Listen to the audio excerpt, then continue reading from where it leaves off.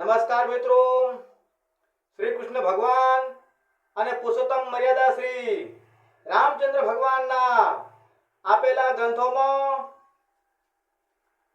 ઉપદેશો સમજવા, જાણવા અને જીવનમાં સફળ થવા માટે હૃદયમાં ઉતારવા જરૂરી છે. તેમના ઉપદેશો પણ તમારા જીવનમાં સફળતા લાવી શકે છે. મિત્રો, સત્સંગ વિના સંયમ, સદાચાર, સ્નેહ અને સેવા એ ક્યારેય જાણવા મળતા નથી કે સાંભળવા મળતા નથી.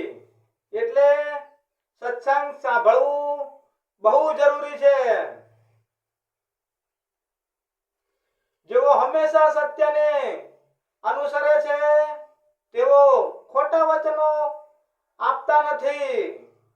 વચનો પાળવા એ એક મહાન વ્યક્તિની નિશાની છે. ઉદાહરણથી પ્રેરિત થઈને આપેલી સલાહ એ સૌથી શક્તિશાળી સલાહ છે. મિત્રો, યુવાનો તેમના માતા પિતાને આજના સમયમાં હાઈ એન્ડ બાય કહે છે. તેના બદલે તેઓએ માતા પિતાના પગને સ્પર્શ કરવા જોઈએ. માણસના ચરિત્રનો સર્જક એનો આત્મવિશ્વાસ છે. તેનો પોતાનો જેવો આત્મવિશ્વાસ હશે તેવું તેનું વ્યક્તિત્વ પણ હશે. લોખંડનો નાશ કોઈ કરી શકતું નથી એના જ કાટ સિવાય. એવી જ રીતે વ્યક્તિનો નાશ તેની પોતાની માનસિકતા જ કરે છે. જે વ્યક્તિનું હૃદય શુદ્ધ હોય છે તેને જ સાચો પરાક્રમી કહેવાય છે. માટે તે કોઈ પણ સંજોગોમાં તેના લક્ષ્યથી ક્યારેય ભટકતો નથી. આ દુનિયામાં મનની શાંતિથી મોટી કોઈ સંપત્તિ નથી. મિત્રો, હૃદયથી જે આપી શકાય તે હાથથી આપી શકાતું નથી. અને મૌન દ્વારા જે કહી શકાય તે શબ્દોથી કહી શકાતું નથી.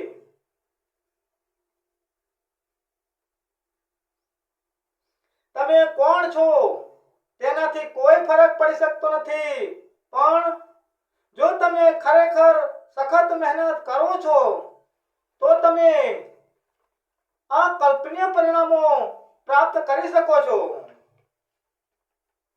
ભક્તિ કરવી હોય તો હનુમાન જેવી કરો કે જેના નીચે દરિયો છે, સામે લંકા છે, પણ મનમાં રામ હોય તો પછી શેની શંકા છે.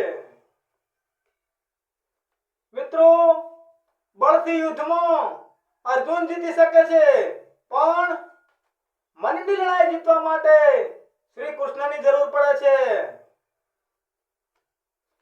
પરિસ્થિતિ ગમે તેવી હોય તે જરૂર બદલાય છે. માટે મનને શાંત રાખો.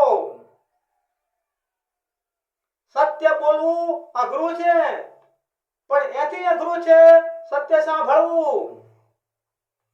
એથી પણ કઠિન સત્યનું પાલન કરવું છે.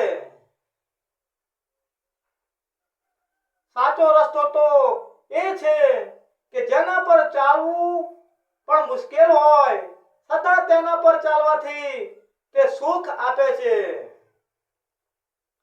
સફળતા મેળવવા માટે બીજા પર નહીં પણ પોતાના પર વિજય મેળવો.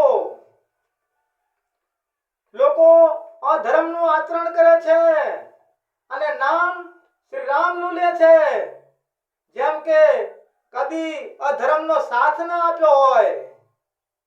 સમયને ઓળખો એ માનવ શિક્ષણ માટે કળા માનવામાં આવી છે. આત્મવિશ્વાસ અને સખત મહેનત તમને હંમેશા સફળતા અપાવશે જ અપાવશે જ. જય શ્રી કૃષ્ણ.